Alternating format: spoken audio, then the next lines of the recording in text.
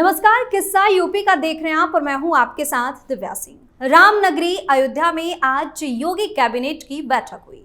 इस बैठक में 14 अहम प्रस्तावों को मंजूरी दी गई। मीडिया से बातचीत के दौरान सीएम योगी ने कहा कि यूपी सरकार की पूरी कैबिनेट अयोध्या धाम आई। यूपी के विकास को लेकर अहम बैठक हुई है। केंद्र और राज्य सरकार की 30,500 करोड़ रुपए से ज्यादा की 178 योजनाएं पहले से ही अयोध्या में चल रही हैं। पूरी दुनिया अयोध्या के तरफ देख रही है। अयोध्या आकर्षण का केंद्र बना हुआ है। उत्तर प्रदेश के विकास के लिए यह बैठक जरूरी थी। इसी मुद्दे पर चर्चा करने के लिए मेरे साथ स्टूडियो में मौजूद हैं कैपिटल टीवी के एग्जीक्यूटिव एडिटर राजीव जी। सर, स्वागत है आपका। धन्यवाद।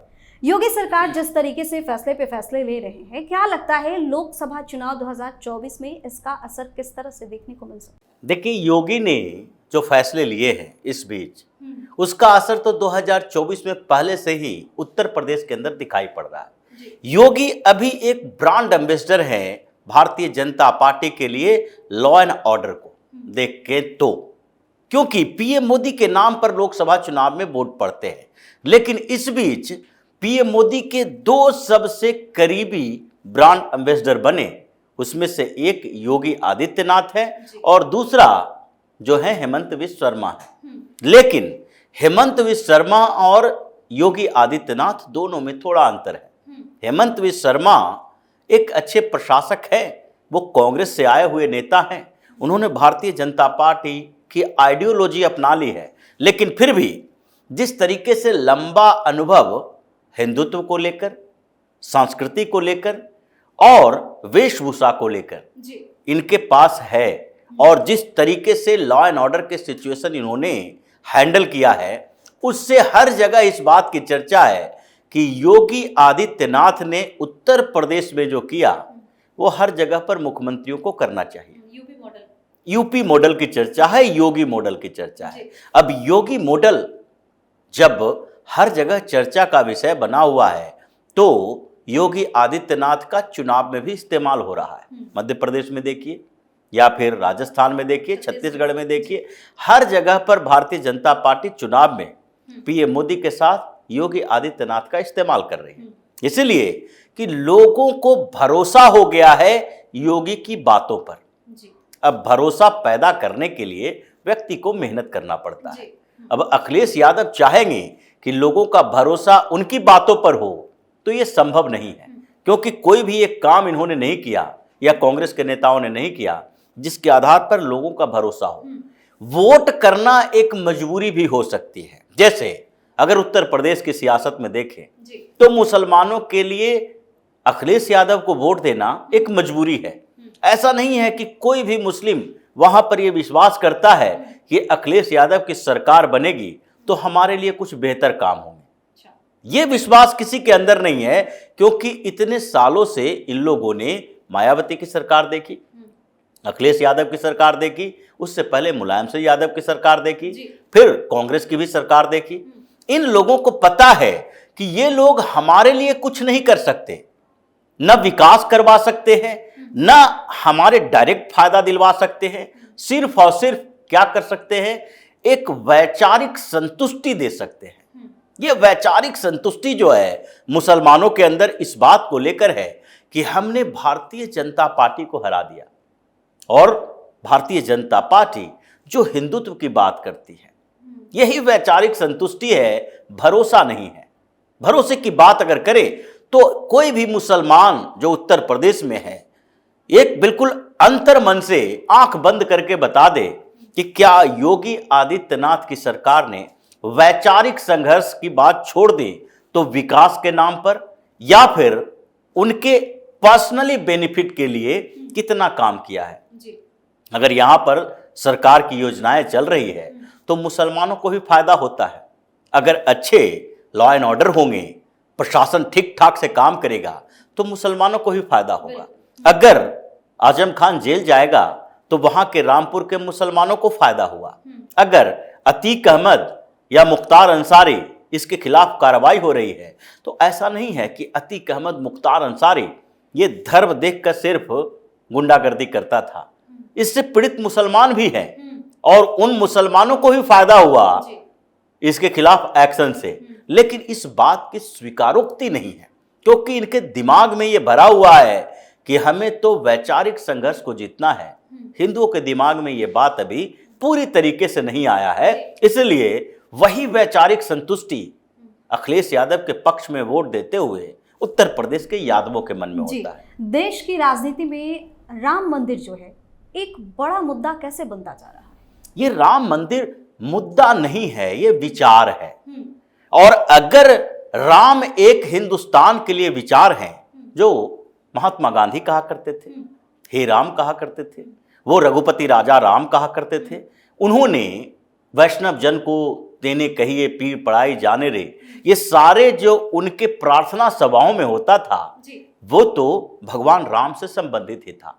तो इसलिए भगवान राम जो है हमारे लिए एक सिर्फ ईश्वर नहीं है, एक ऐसे विचार हैं जो कि आपकी जिंदगी के हर पहलुओं को प्रभावित करता है।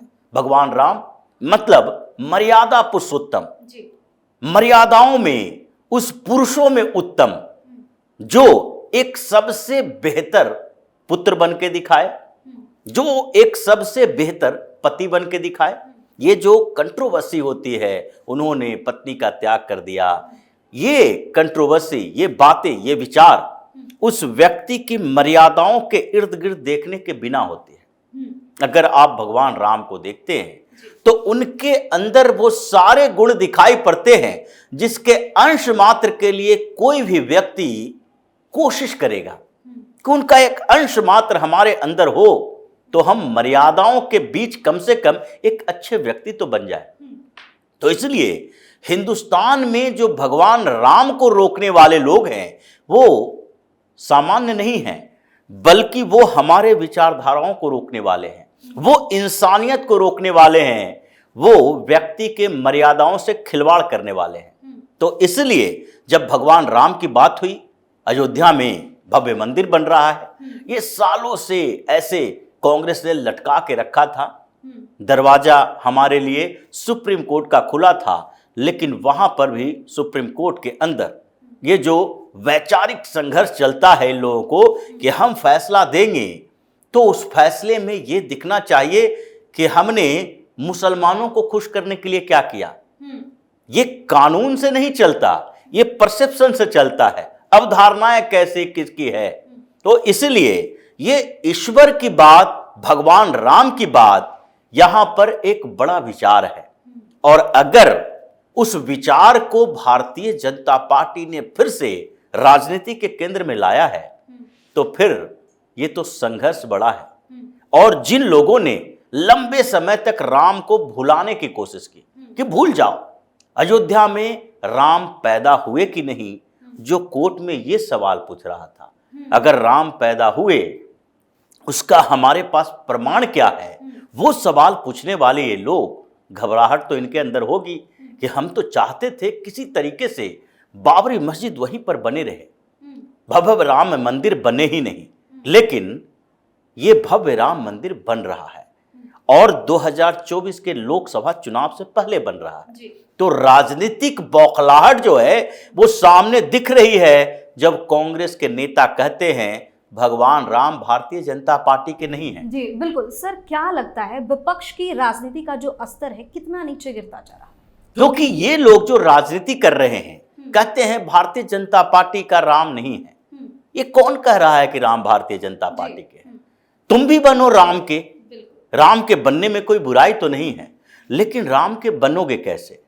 जो राम के विरोध में जाते हैं तुम उसका सपोर्ट करके राम के नहीं बन सकते। अगर स्वामी प्रसाद मौर्य जैसे लोग रामचरितमानस की प्रतियां जलाएगा और तुम उसका सपोर्ट करोगे तो तुम्हारे राम कैसे हो सकते हैं? तुमने तो बता दिया कि हमारे राम नहीं हैं, हम जो है दूसरे को मानते हैं। और आप जिस तरीके से अपना प्रदर्शन करते हो धर्म का, अपनी संस्कृति का प्रदर्शन करते हो, उसमें कहीं ये बात नहीं कही जा सकती कि आप इफ्तार पार्टी में जाओ तो ऐसे जाओ जैसे आप एक मुसलमान बन गए हो। इफ्तार पार्टी में जाओ कोई दिक्कत नहीं है, लेकिन वहां जाने के समय आप ये कैसे भूल जाते हो कि आपके अंदर आस्था अल्लाह में नहीं हो सकती? तो फिर आप अपना वाह प्रदर्शन क्यों ऐसा करते हो? तो फिर लोगों का विश्वास भी आपके ऊपर नहीं है, आपका विश्वास राम के ऊपर नहीं है, तो फिर ये आप जो राजनीति करने की कोशिश करते हो, ये विपक्ष की पार्टियां जो कह रही है कि भगवान राम का पॉलिटिकल उपयोग किया जा रहा है, अयोध्या में राम मंदिर बनाया जा रहा है सुप्रीम कोर्ट के फैसले से। ये सुप्रीम कोर्ट ऐसा नहीं है कि 2014 के बाद बनी है, सुप्रीम कोर्ट तो 1947 से ही थी, और उससे भी पहले हाई कोर्ट, जो नाम अलग थे जब ब्रिटिश शासन थी। तो और ये जो अयोध्या का विवाद है ये ब्रिटिश काल से चला आ रहा है। कांग्रेस उस समय संघर्ष करने वाली पार्टी थी, अंग्रेजों से आजादी की लड़ाई लड़ रही थी। उस समय भी आपने इस मुद्दे को नहीं उठाया। उसके बाद आजाद हुए, सोमनाथ मंदिर का पुनर्निर्माण हो गया, कई मंदिरों का पुनर्निर्माण हुआ, लेकिन अयोध्या में आपने एक सेंसस नहीं किया, सर्वसम्मति नहीं बनाई। आपके पास मुस्लिम लीडर थे, देश का विभाजन हुआ धर्म के नाम पर, मुसलमानों ने अपने लिए एक पाकिस्तान मांगा। हिंदुस्तान में हिंदू सभ्यता धर्म संस्कृति की रक्षा होनी चाहिए।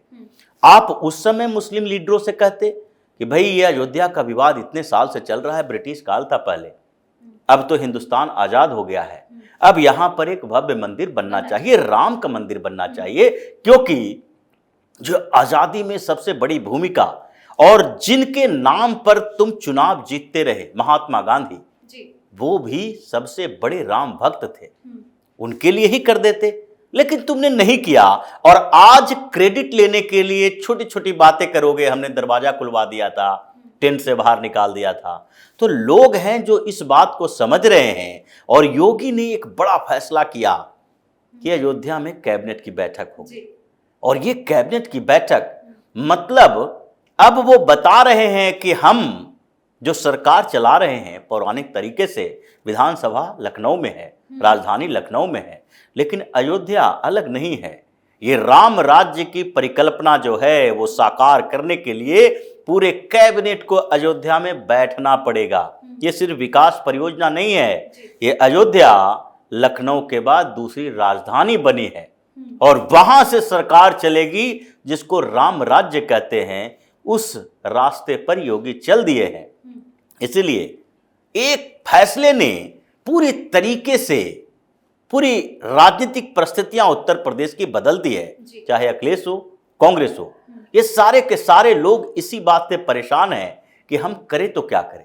जब योगी कैबिनेट की बैठक अयोध्या में बुलाएंगे तो हम विरोध तो नहीं कर सकते, जब उसका आधार भी नहीं है। तो परेशानी इन लोगों की यही है कि 2024 में ये मुद्दा रहेगा, भगवान को राम को लाने वाले की जीत तो होनी चाहिए। ये विचारधाराओं के संघर्ष में जब वैचारिक संतुष्टि के लिए मुसलमान एंटी बीजेपी वोट दे सकता है, जब जातियों में बांटकर हिंदुओं को एंटी बीजेपी बनाया जा सकता है क्योंकि वैचारिक संतुष्टि है, तो लोगों को विकास और दूसरे मामले से हटके भी वैचारिक संघर्ष में वैचारिक संतुष्टि के लिए एक बार और वोट करना चाहिए, जिसमें यह दिखना चाहिए कि हिंदुस्तान में हिंदू एकीकृत हो रहे हैं, एकजुट हो रहे हैं। जी, बहुत बहुत धन्यवाद सर तमाम जानकारी। धन्यवाद। तो आज की तारीख 9 नवंबर 2023 भी एक ऐतिहासिक तारीख बन गई। पहली बार मुख्यमंत्री योगी आदित्यनाथ के नेतृत्व में प्रदेश सरकार की कैबिनेट बैठक रामलला के चरणों में हुई।